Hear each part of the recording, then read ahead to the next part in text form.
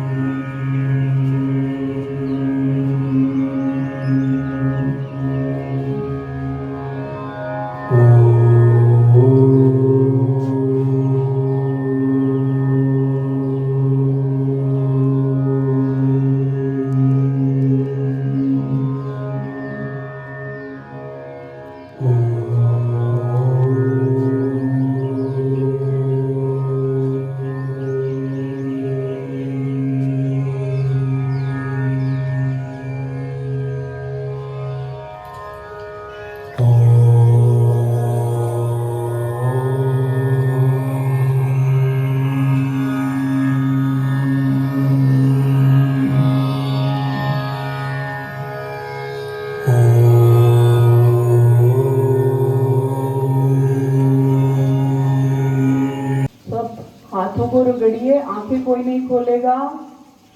आंखों पे अपनी हथेलियों को ले जाइए, टच करिए, सिर को टच करते हुए, पूरी बॉडी को टच करते हुए पैरों पे टच करिए। Thank you very much. अब धीरे से अपनी आईज खोल लीजिए, खोल लीजिए आईज। थैंक यू, बहुत बढ़िया। क्या था टॉपिक चलता, कोई बता सकता है? स्टैंडर्ड बताओ। भिक्षु क्या? मैं बुद्धा जी के भिक्षु जंगल में रहते थे, वो खाया मतलब मांस खा लिया। ठीक है, वेरी गुड। और मैंने क्या बताया था? हमारी एलिमेंट्री कैनाल के बारे में। हमारी आहार नली जो होती है, मतलब सबसे पहले ये बताइए, मांसाहारी जो जानवर होते हैं, जीव होते हैं, और जो शाकाहारी जीव होते हैं, उनकी आहार नली में फर्क होता है। मैंने बताया था ना कि क्या फर्क होता है। जो मांसाहारी जीव होते हैं उनकी आहार नली की लेंथ कितनी होती है? गलत, नहीं, यस, 3 to 4। जो उनकी, जैसे मांसाहारी जो जानवर है, सपोज करो कोई भी लॉयन है, जब उसकी जो लेंथ है, उसकी जितनी भी लेंथ है, उसकी लेंथ के 3 से 4 गुना बड़ी उसकी एलिमेंट्री कैनाल होती है। ठीक है। अब शाकाहारी जीव की कितनी होती है? क्या 5 से 6? क्या 5 से 6 होती है? 5 से 6 ही होती है। 5 से 6 क्या होती है? लेकिन जो शाकाहारी जीव होता है उसकी जो जितनी लेंथ होती है, उसकी लेंथ के 5 से 6 गुना बड़ी लंबी उसकी आहार नली होती है। ठीक है। और हमारी आहार नली किसके सिमिलर होती है? शाकाहारी जीव के। हमारी जो आहार नली होती है वो शाकाहारी जो जीव होता है उसकी आहार नली के बराबर होती है। इसका मतलब जो उसको शाकाहारी जानवर क्या खाता है? शाकाहारी जानवर क्या खाता है? घास, फूल, वनस्पतियां, ये सब खाता है ना। फ्रूट्स भी खाते हैं, कई वेजिटेबल्स भी खाते हैं। ठीक है। और इसका मतलब हमें खाना तो वही चाहिए, है ना। लेकिन हम मांस भी खाते हैं और वो भी खाते हैं। वो आपका डिसीजन होगा, मैं नहीं बोलूंगी कि आप क्या खाओ। लेकिन हमारी जो एलिमेंट्री कैनाल होती है वो शाकाहारी जीव की तरह होती है, और हमारी आहार नली इतनी सक्षम नहीं होती कि किसी मांस को पचा पाए। ठीक है। फिर भी यदि हम खाते हैं तो हमारी अपनी रिस्क है, कोई बात नहीं, हम खाते हैं। हम छोड़ेंगे या नहीं छोड़ेंगे, दैट इज अवर चॉइस, हमारी चॉइस है। ठीक है। उसके बाद आ जाते हैं पेड़ पौधे। खाना तो हमें 3 तरह से मिलता है ना, या तो शाकाहारी जानवर हमारा खाना बनते हैं, या फिर हम पेड़ पौधे से फ्रूट्स खाते हैं, वेजिटेबल्स खाते हैं, है ना, या फिर राइस, दालें, ये सब खाते हैं ना हम लोग, तो इनसे हमारा पेट भरता है। तो मैंने बोला था कि जो प्लांट्स होते हैं उसमें भी जान होती है। वो हमें क्या क्या देते हैं प्लांट्स में? ऑक्सीजन देते हैं, और क्या देते हैं? फ्रूट देते हैं, और क्या देते हैं? वेजिटेबल्स देते हैं, और क्या देते हैं? हमें लकड़ी देते हैं मरने के बाद भी, है ना। तो ये पेड़ पौधों का कर्म होता है, पेड़ों का कर्म होता है कि वो हमें फल फ्रूट और क्या देते हैं? हमें लकड़ी, ये सब देते हैं। लेकिन खाने के लिए हमें देते हैं फल फ्रूट, और क्या देते हैं? और फ्रूट्स, ये सब देते हैं हमें। लेकिन मैंने बोला था वो हमें दालें भी देते हैं ना, दालें भी देते हैं, चावल भी देते हैं। फल फ्रूट खाएं तो कोई दिक्कत नहीं है, उससे पेड़ों की कोई हिंसा थोड़ी ना होती है। हमने हिंसा करी पेड़ों के साथ, हमने फ्रूट्स तोड़े, यदि हम तोड़ते नहीं तो थोड़े टाइम बाद जब पक जाते हैं फल, तो वो अपने आप ही पेड़ नीचे गिरा देता है, गिर जाते हैं, हम खाने के लिए वो रेडी हो जाते हैं। लेकिन हम दालें भी खाते हैं, हम चावल भी खाते हैं। दालें चावल किसी को पता है वो कैसे उगती हैं? जब हम दाल और चावल, धान उगाते हैं या फिर गेहूं उगाते हैं, दालें कोई भी उगाते हैं, तो जब हम वो उसका यूज करते हैं ना, तो हम क्या करते हैं? कैसे, कोई जानता है कि कैसे करते हैं? हम पूरा का पूरा पेड़ मतलब उखाड़ देते हैं ना, उखाड़ देते हैं ना। तो ये क्या हो गई? पेड़ के साथ हिंसा हो गई ना। लेकिन अब पेड़ के साथ हिंसा तो हम कर रहे हैं, जो हम खा रहे हैं, हम अनाज, जो दालें खाते हैं, अनाज खाते हैं, वो पेड़ पौधों के साथ हिंसा हो रही है। लेकिन क्योंकि हम अनाज के बिना, कैसे डिफरेंस है?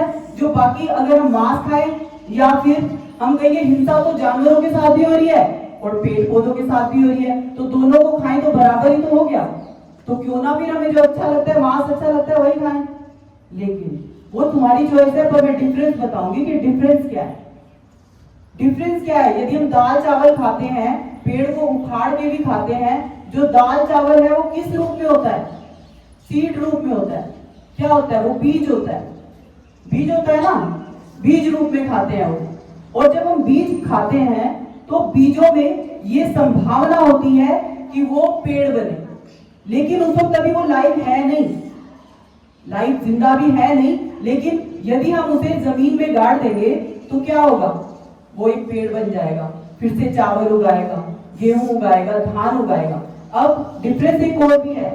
यदि एक जीती जाती मछली हम लेते हैं, फिश को, मतलब अभी वो जिंदा है, और एक चावल को काटते हैं और फिश को काटते हैं, क्या डिफरेंस है?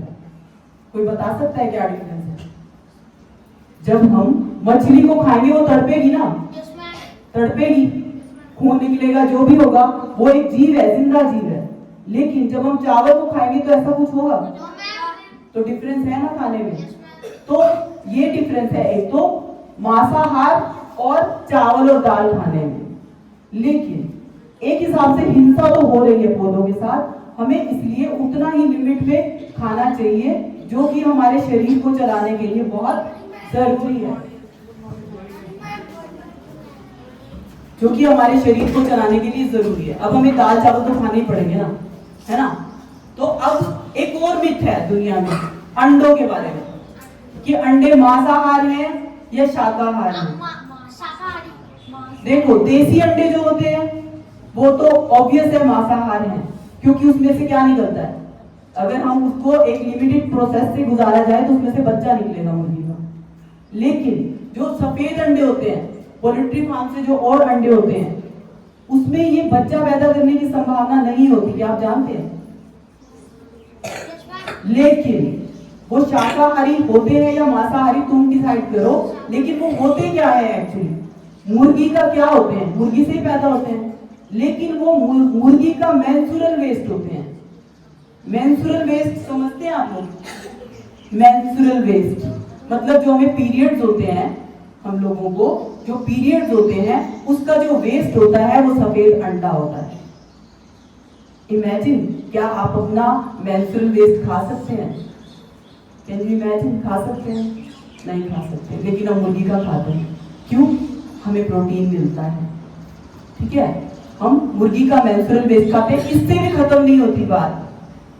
अब हमारी खाना ना खाना हमारी चॉइस है, हम अंडे खाते हैं, लेकिन वो अंडे आ कहां से रहे हैं?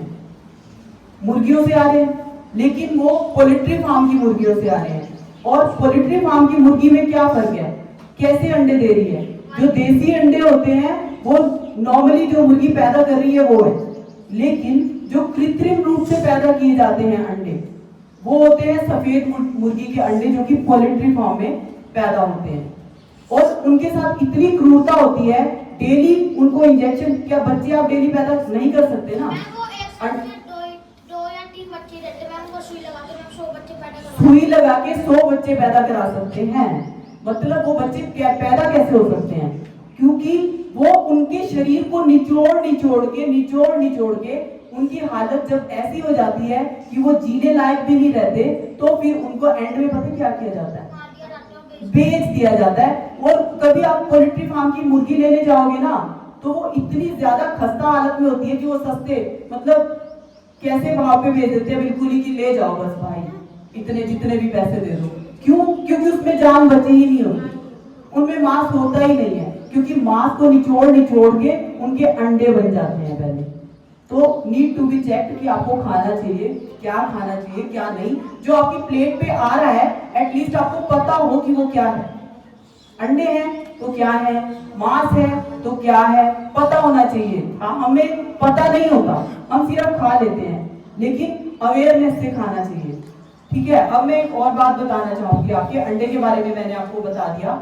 अब है कि कई लोग बोलते हैं कि हम लोग ना अन्न छोड़ के, मतलब अन्न छोड़ के हम मांसाहार कर रहे हैं, इसलिए क्योंकि पर्यावरण को बचा रहे हैं। पेड़ पौधे तो नहीं खा रहे हम, एक minute listen to me first. हम पेड़ पौधे नहीं खा रहे हैं, हम तो कितना पर्यावरण बचा रहे हैं शाकाहारी लोगों के लिए, खाओ तुम घास फूस, ऐसे बोलते हैं। लेकिन मैं आज आपको बताना चाहूंगी कि वो कर क्या रहे हैं एक्चुअली। जो हम है, हम दाल चावल खाते हैं, सपोज करो हम एक दिन में 1 किलो अन्न खा जाते हैं, दाल चावल खा जाते हैं, लेकिन 1 किलो जो हम अन्न खाते हैं वो प्योर 1 किलो ही खाते हैं ना, दाल या चावल। लेकिन जो मांस खाते हैं 1 किलो, वो क्या खाते हैं? मांस किस चीज से बनता है? मांस जो है, जब मुर्गी या फिर बकरी जो भी है वो खाते क्या है? वो दाना खाती है ना मुर्गी।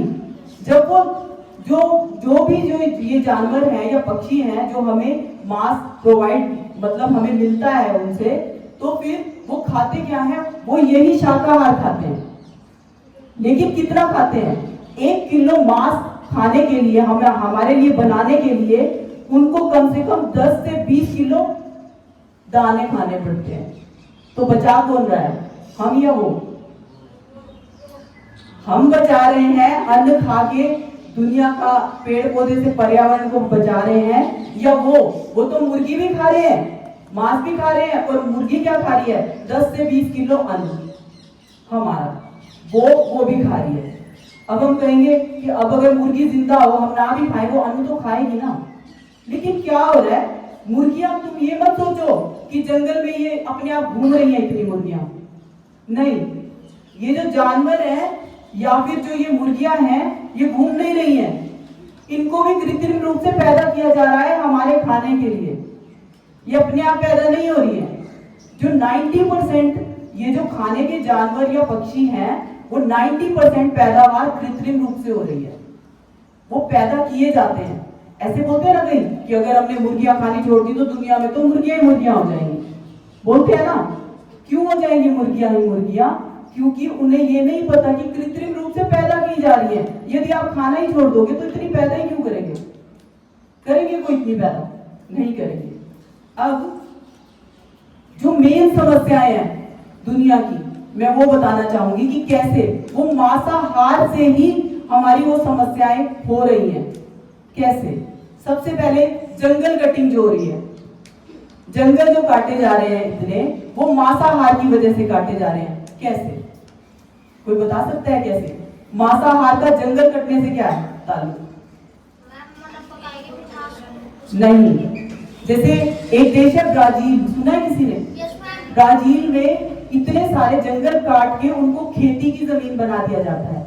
जिसमें खेती की जाती है, फार्मिंग की जाती है। अब आप बोलोगे फार्मिंग भी तो अच्छी चीज है, धान उगाया जाता है, सब कुछ उगाया जाता है, लेकिन वो जो धान है हमारे खाने के लिए नहीं उगाया जाता।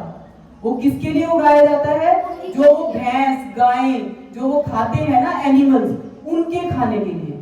क्योंकि इतनी पैदावार उनको कृत्रिम रूप से पहले तो पैदा इतना किया जाता है, फिर उनके लिए जंगल काट दिए जाते हैं, जंगल काट के उनके खाने के लिए इंतजाम किया जाता है। जो क्विंटलों के क्विंटले वो जानवर, वो हमारी जो जमीन होती है वो खेती की भी ना रह के उनके खाने के लिए रह जाती है। और जो ब्राजील है सबसे बड़ा उत्पादक है, एक्सपोर्टर है नॉनवेज का, मांस, जो मतलब मांस एक्सपोर्ट करता है दुनिया में, लेकिन उसके जंगल पूरे खत्म हो चुके हैं। और जो खेती हो रही है वो भी इसलिए हो रही है ताकि जो वो जानवर पैदा कर रहे हैं उनको खिलाया जा सके और हमें बेच सके। हम तो खैर गाय नहीं खाते होंगे, शायद बहुत सारे गाय खाता है, कोई नहीं खाते ना, लेकिन कोई भी एनिमल खाने, मतलब वो जो खाते हैं वहां पे एनिमल ये नहीं सोचा जाता गाय खाए भैंस खाए, सब कुछ खाते हैं वो, ठीक है, एक्सपोर्ट करते हैं उसके बाद।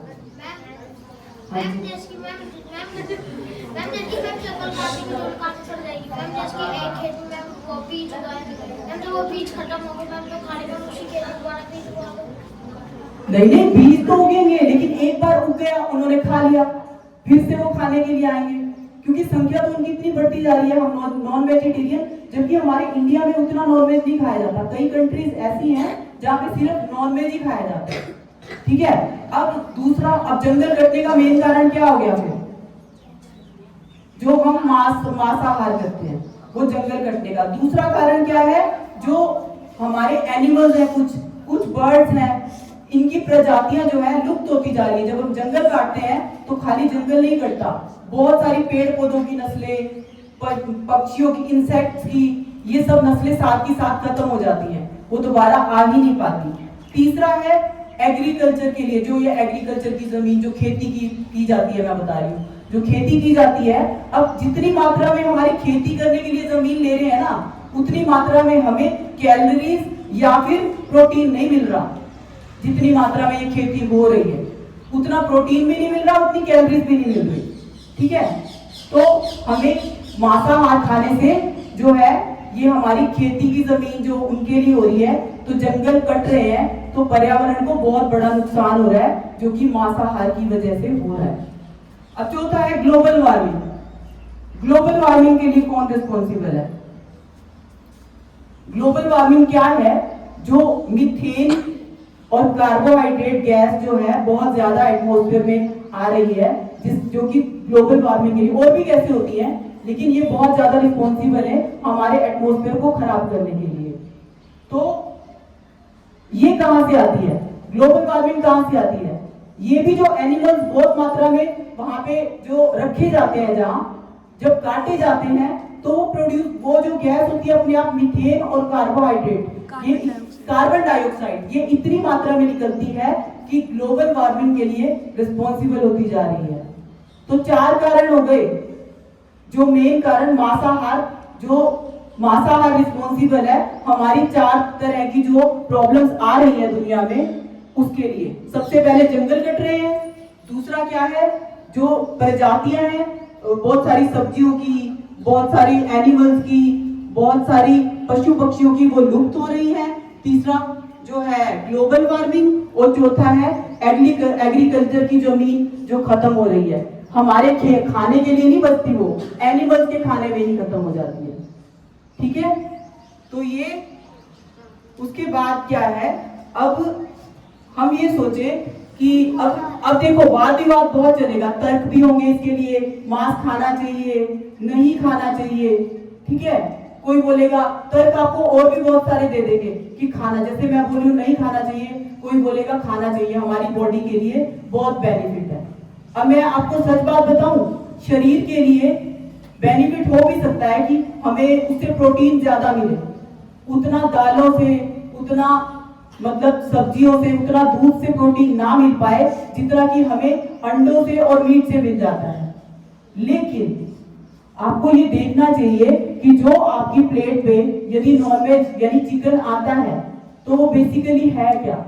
जो चिकन का टुकड़ा जब रखा जाता है आपकी प्लेट में, आप ये अवेयरनेस दिखाओ कि आप क्या खा रहे हो। उससे थोड़ी देर पहले वो क्या था, वो एक जीव था, जीता जागता जीव था, जो कि जिसकी आंखें, जो तुम्हारी तरह देख भी सकता था, तुम सोच भी सकता है। जब छोटा होता है ना, कभी किसी ने देखा है कि जो मुर्गी का बच्चा जब छोटा होता है, पलता है, जब कैसे होता है, वो बच्चों की तरह खेलता भी है, खेलता है, कूदता है, देखता है, उसको गुस्सा भी आता है, वो प्यार भी करता है, सारी भावनाएं उसमें होती है। लेकिन जब हम अपनी जबान के स्वाद के लिए एकदम उसे खा जाते हैं, तो जब उसे मारा जाता है, सबसे पहले क्या होता है, जब उसे मारा जाता है, चाकू का यूज होता है जब, तो वो मरना नहीं चाहता है, वो मरना नहीं चाहता है हमारे स्वाद के लिए। उसको जब काटा जाता है तो धीरे धीरे क्या होता है, बहुत सारा खून निकलता है उसकी बॉडी से। जब वो बहुत सारा खून निकलता है उसकी बॉडी से, तो भी वो जिंदा होता है, हिल रहा होता है, अपने जीवन के लिए उसको जीना होता है। फिर क्या होता है, उसकी धड़कन चल रही होती है, अभी भी उसे उम्मीद होती है, वो चिल्ला रहा होता है कि उसे जिंदा रहना होता है, अभी भी वो चिल्लाता है। एंड में क्या होता है, धीरे धीरे वो उसके प्राण छूट जाते हैं और उसकी आंखें धीरे धीरे बंद होने लगती हैं।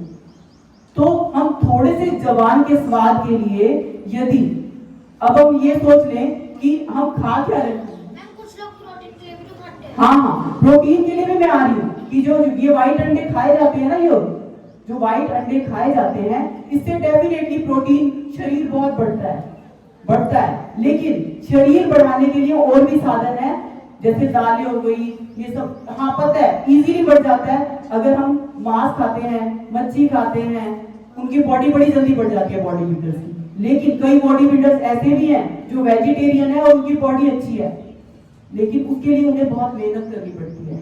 इन्हीं दालों से ही, इन्हीं प्रोटीन से ही वो काम चला के फिर भी बॉडी बच जाती है, लेकिन मेहनत लगती है। और जो मांस खाते हैं उनको मेहनत ज्यादा नहीं लगेगी, वो बड़ी जल्दी उनकी बन जाएगी। लेकिन नीड टू बी चेक, आप खा क्या रहे हो। अपनी बॉडी बनाने के लिए, अपनी फिजिकल जो मतलब उसको बढ़ाने के लिए आप कर क्या रहे हो। ताकत बढ़ाने के लिए एक जानवर मार सकते हो, जब वो जानवर मर जाता है तो कितनी बददुआएं देता होगा। ये बात भी छोड़ दो, पाप भी छोड़ दो, क्या आपको कैसा लगेगा, मतलब आपको ऐसे काटा जाए या कुछ करा जाए तो कैसा, करुणा आनी चाहिए ना हमें, करुणा और दया की भावना आनी चाहिए ना हमें। हम सिर्फ ये सोचते हैं कि शरीर के लिए अच्छा है बुरा है, बॉडी इससे बनेगी कि नहीं बनेगी, हम यही सोचते रह जाते हैं। बॉडी इससे बनेगी, हम खाना शुरू कर देते हैं। लेकिन जिसको खा रहे हैं वो किस प्रोसेस से गुजरा है, वो किस प्रोसेस से गुजरा है, ये भी हमें पता होना बहुत जरूरी है। जब वो इस प्रोसेस से गुजरता है, बहुत दयनीय पोजीशन में होता है। जब आपको, अगर आप कभी छोड़ना चाहो मांस, तो ये सोच के मत छोड़ना कि वो हमारे शरीर के लिए नुकसान दे रहा है, हमारी बुद्धि के लिए नुकसान दे रहा है। क्योंकि अब से 700 से 800 नोबेल प्राइजेस जो दिए गए हैं, उसमें से 90% जो लोग थे वो नॉनवेज खाते थे, मांसाहारी थे। इसका मतलब बुद्धि में भी कुछ खास फर्क पड़ता नहीं, बढ़ती है। लेकिन करुणा हमारी घटती है, प्यार हमारा घटता है। यदि आप में जब करुणा जागे, उस जानवर के लिए प्लेट में आए और आपको पता हो कि आप, अब जैसे KFC का आपने देखा होगा ना, लोगों में क्या होता है, एक मुर्गा बना होता है, वो बहुत खुशी से हमें नॉनवेज दे रहा होता है, लेकिन पता होना चाहिए वो खुशी से नहीं दे रहा होता। जब वो भी इसी प्रोसेस से गुजरता है, जब हमारी प्लेट तक वो नॉनवेज आता है ना। हमें पता होना चाहिए, ये हमें लुभावने के लिए, हम ताकि दिमाग से सोच ही ना पाए। हमें लगता है मुर्गा बड़ा खुश है और हमें दे रहा है, नहीं, वो बहुत रोता है, अपने जीवन के लिए बहुत स्ट्रगल करता है, चिल्लाता है, एंड तक कोशिश करता है कि मुझे मत मारो प्लीज, मुझे मत मारो। लेकिन मुर्गे की क्या मजाल, मुर्गे की कोई मजाल है, हमारे आगे इतना सा तिनका सा है, वो तुरंत मार सकते हैं हम। लेकिन क्या मानना चाहिए, ये सोचने की जरूरत है। ठीक है, आज मैं अपने टॉपिक को यही विराम देती हूँ और आपसे ही छोड़ती हूँ। Thank you very much.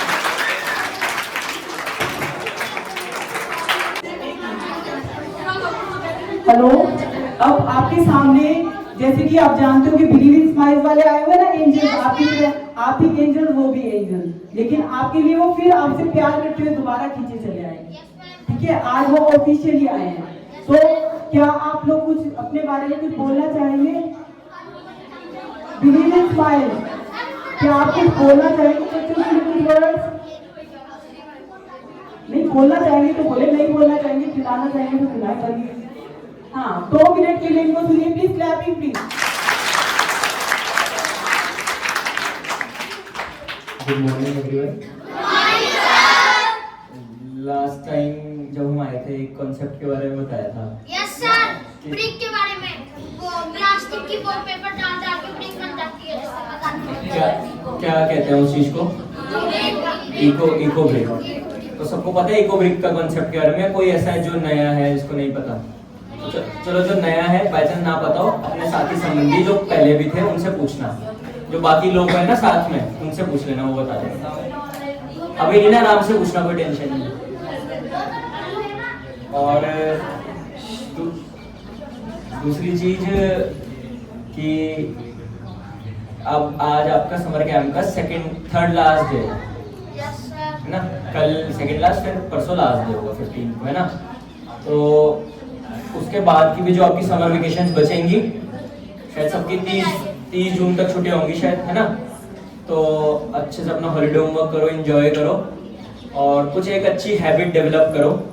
ये 15-16 दिन या जितने भी दिन आपके पास अवेलेबल है, अभी तक भी आपने कुछ ना कुछ अच्छा सीखा ही होगा, बट कोशिश करो कि कुछ अच्छी हैबिट डेवलप करो। बाकी अभी थोड़े गेम स्टार्ट करते हैं, ठीक है? तो फिर सब कैप्टन अपनी अपनी टीम को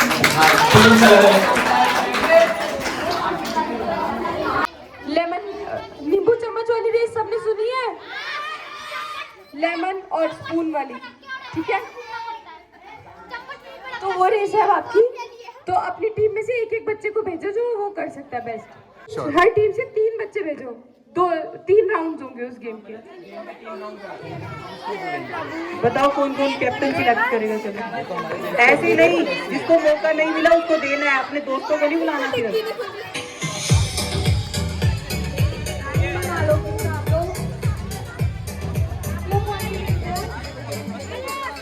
अरे शुरू, मैं 1 2 3 गो जब बोलूंगा, जो गो से पहले गया वो वैसे क्वालीफाई हो जाएगा, ठीक है? आराम से चल जाना सारे।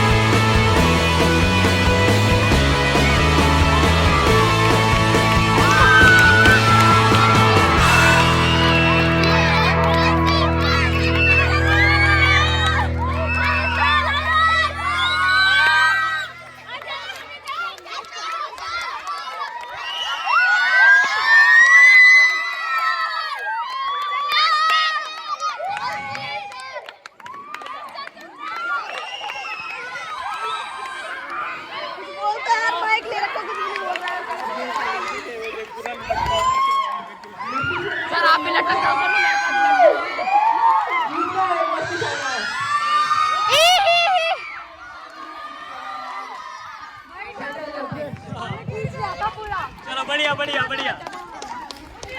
इस टीम में मस्ती साला जीत चुकी है।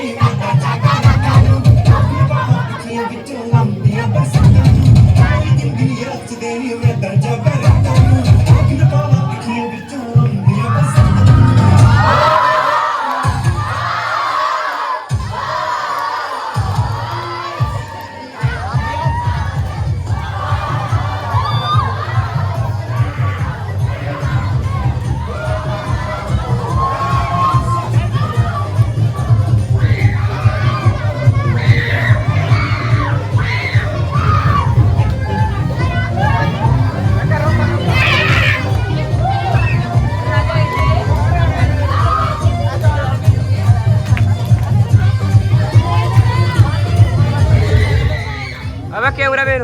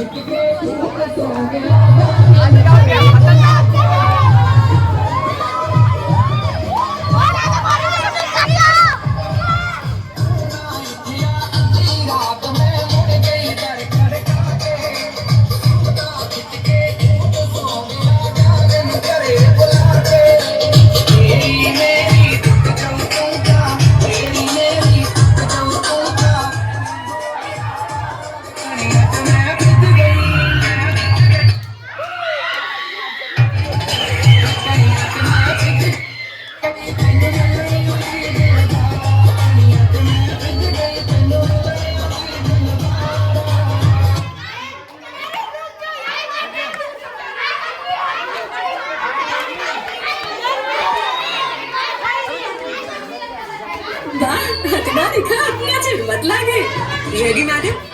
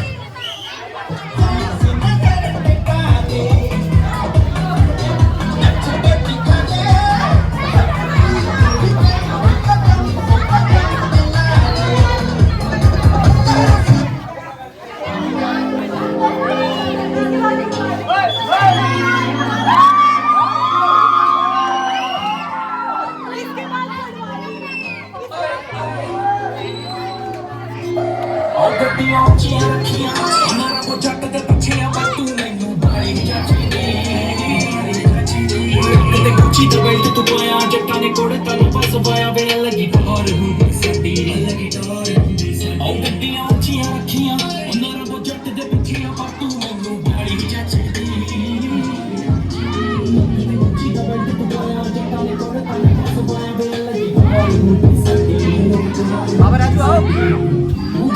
Camera man